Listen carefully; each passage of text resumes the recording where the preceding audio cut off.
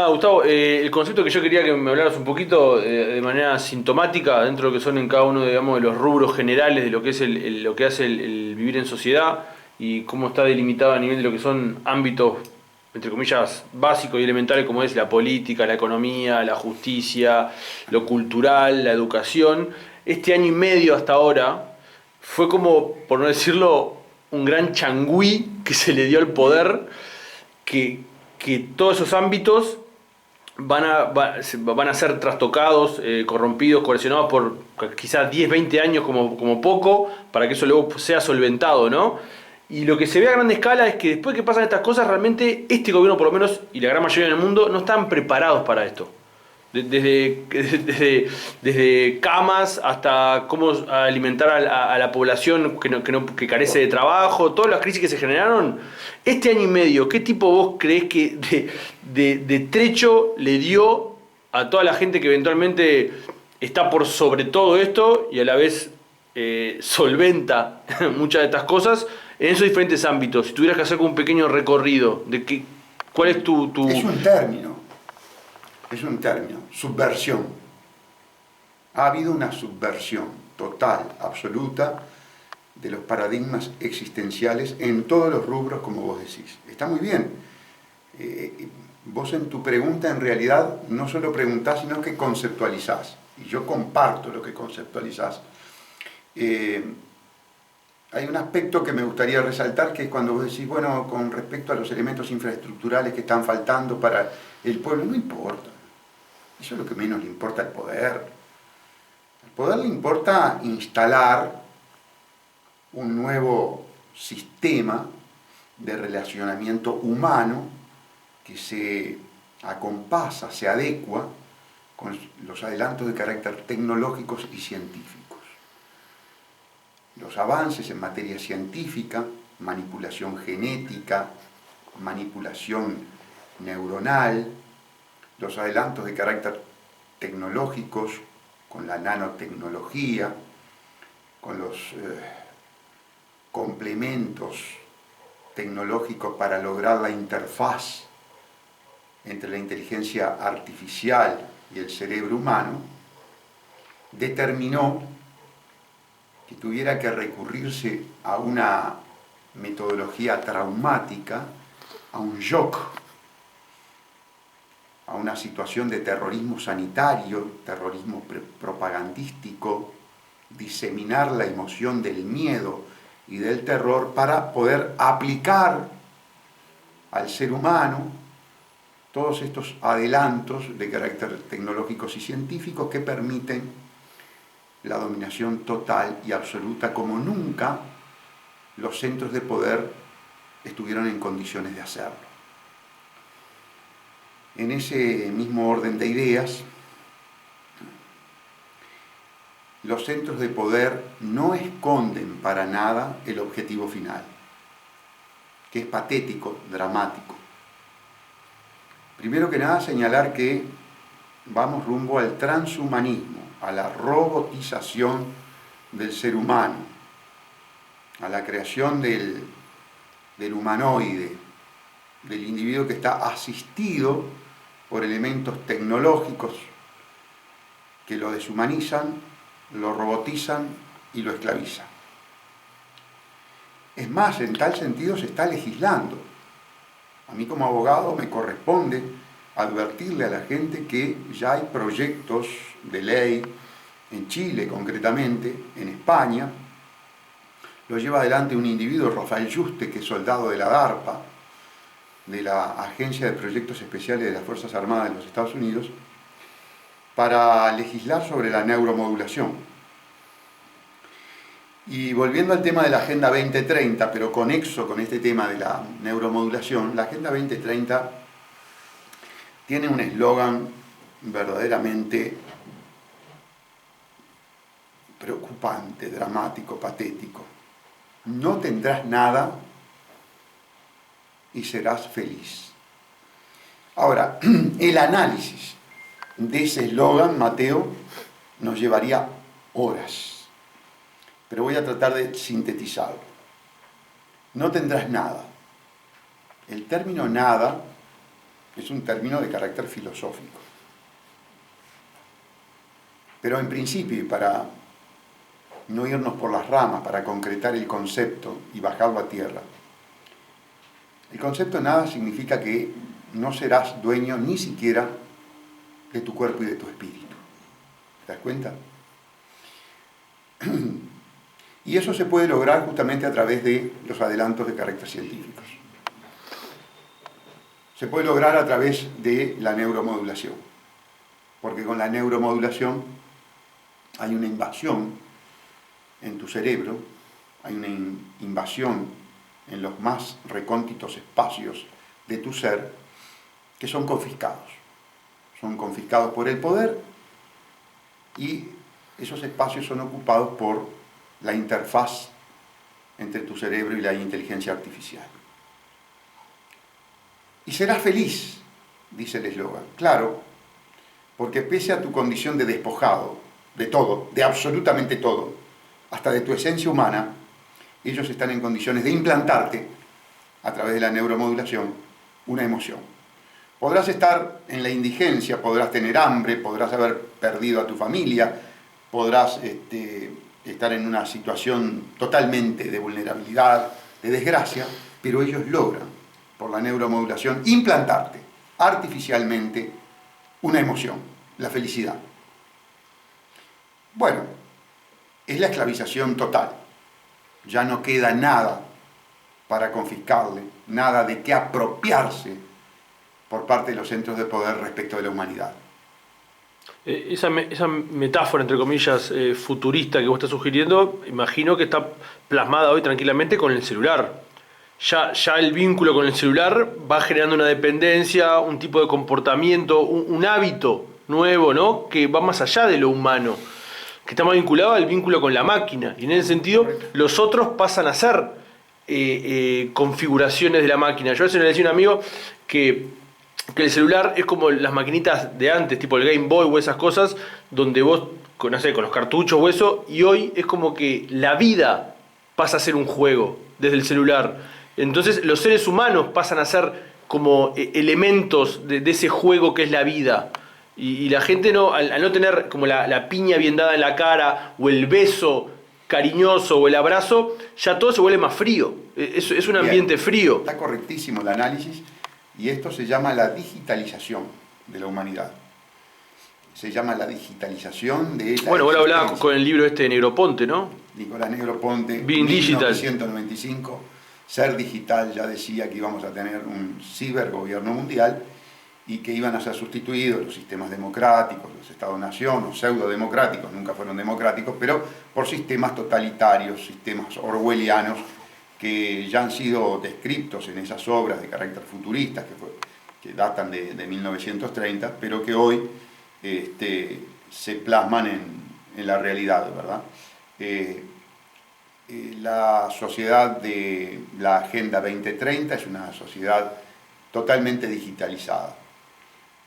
La interrelación social va a estar mediatizada por el ordenador. Además, se ve a los humanos ahora, por ejemplo, en nuestro medio local, votando por el teletrabajo. Bueno, la gente queriendo trabajando, eso. teletrabajando, teleestudiando, telerelacionándose. Inclusive telerelacionándose en algo tan íntimo, tan privado y tan carnal como las relaciones sexuales. Date cuenta que actualmente hay un sexo virtual ganando espacio y desplazando al propio contacto, a la esencia misma. Bueno, porque ¿cuál es la esencia de la sexualidad? El contacto, la procreación, la penetración. Bueno, en este momento, a tal punto hay una subversión de los paradigmas que se llega a subvertir la esencia misma del contacto sexual, transformándolo en un contacto sexual digital o digital sexual. Es impensable lo que estamos viviendo, ¿no? Parecería que la solución fuera una filosofía ludista. ¿Qué es una filosofía ludista? La destrucción de la tecnología.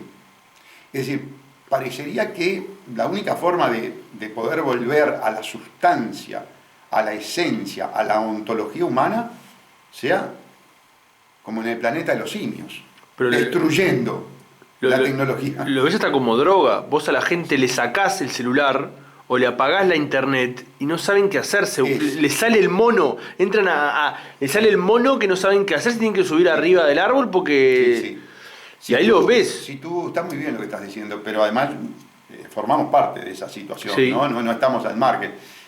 Vos salís, caminás unas cuadras o andás unas cuadras en tu vehículo y te tanteás el bolsillo y notás que no llevas el celular y es como que no llevaras la cabeza o como que fueras desnudo. Inmediatamente das la vuelta y vas a buscar el celular, ¿no? Y el celular es una herramienta que está totalmente al servicio, es un instrumento, es un arma de dominación de una élite. De una élite que nos espía, que nos comanda, que nos neuromodula. Ya tenés los algoritmos que trabajan conociéndote más. Google conoce más de tu ser que tú mismo. Bueno, eso se va a ir profundizando. Yo, la última, dos preguntas más, por ahí. Yo te voy a comentar, Marcelo, una cosa que me parecía que el celular, viste que se dice que cuando lo tenés muy cerca de tu cuerpo y todo el tiempo la gente lo tiene imanes, tiene cargas electromagnéticas del celular. Y eso te va generando, vos tenés una computadora pegada acá, con calor, con imanes, que te va generando un cambio en la estructura de la energía, o no sé cómo explicarlo a nivel biológico. Sí, yo no voy a incurrir no, pero en ese decir, tema porque no tengo la formación. Perfecto. Lo que sí el sentido común me lleva a pensar lo mismo que estás pensando vos. Algo puede haber, yo no tengo la certeza, entre el cuerpo del ser humano, que es energía, está energizado, y el celular, que evidentemente también es un aparato energizado. Entonces, que pueda haber allí una relación energética, no me cabe la menor duda. Pero yo un momento pensé que con el G5, que iba generando toda esa energía, Internet, cuando vos mandás un mensaje, un audio, es energía que está como en la cosa de la Matrix, ¿no? Sí. Y la G5, que van generando como otros campos para controlar esa energía, yo no sé hasta qué punto, y lo relacionaba de manera loca, científica, sin ciencia ficción, con el coronavirus, en el sentido de cuánto de estas antenas, y en el sentido, quizás las vacunas no son tanto para curar el coronavirus, sino para mejorar cosas del cuerpo para que banquen más estas cargas electromagnéticas. ¿Me explico lo que estoy diciendo? No, porque capaz que en un corto plazo nos íbamos a enfermar de alguna manera. El doctor Sevillano, que es un médico español, ha estudiado todo esto que tú estás diciendo. Él lo ha estudiado y ha encontrado un vínculo, según su teoría, entre el 5G, las antenas, y la patología o la sintomatología del coronavirus. Mira, salud. Perdón, coronavirus puro y duro.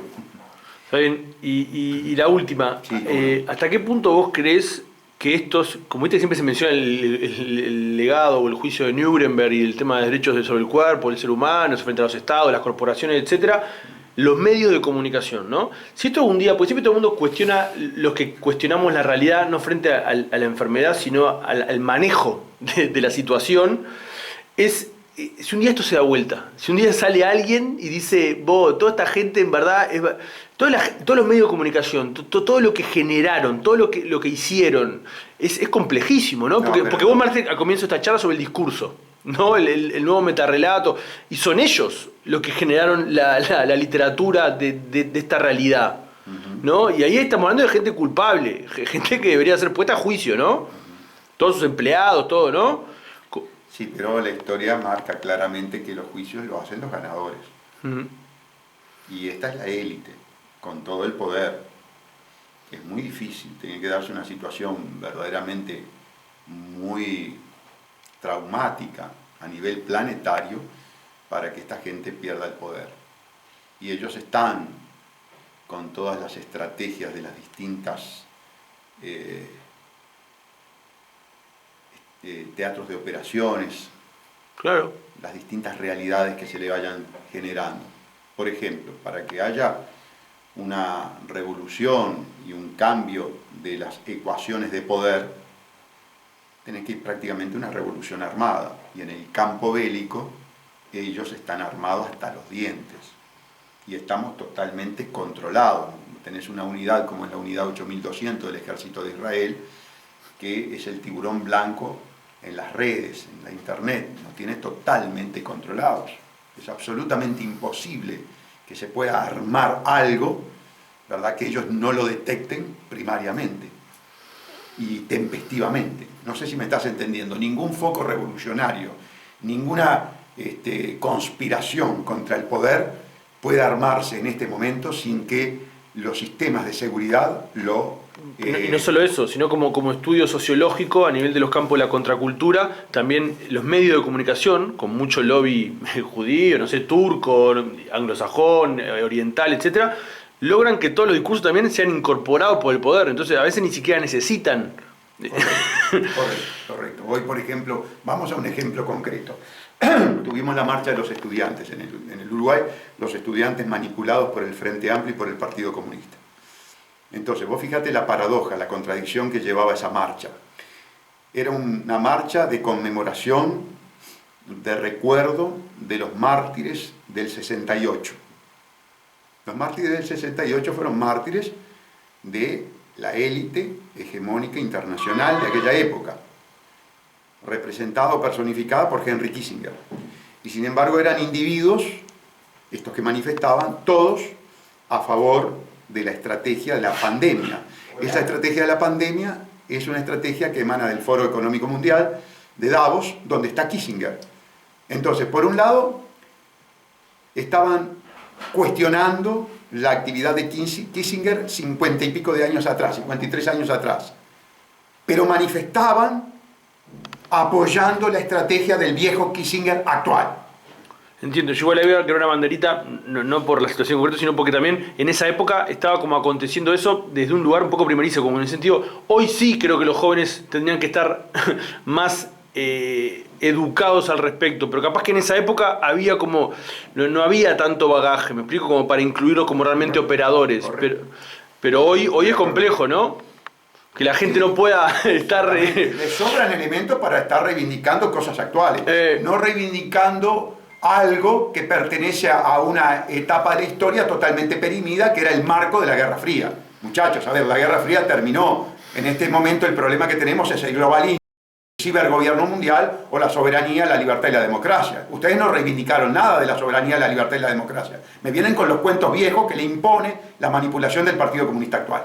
La última, lamentando el fallecimiento de Enrique, era para que vos dieras un mensaje más que nada de, no tanto su persona, sino en qué momento lo recordás en su lucha personal, jurídica. Enrique fue un titán de la lucha por la probidad del sistema de administración de justicia, fue un titán en la lucha por los principios democráticos republicanos que debían imbuir el sistema penal uruguayo. Denunció como ninguno y en forma enjundiosa, aguda y técnica todo este mamarracho, toda esta tragedia, toda esta porquería que es el sistema judicial penal actual.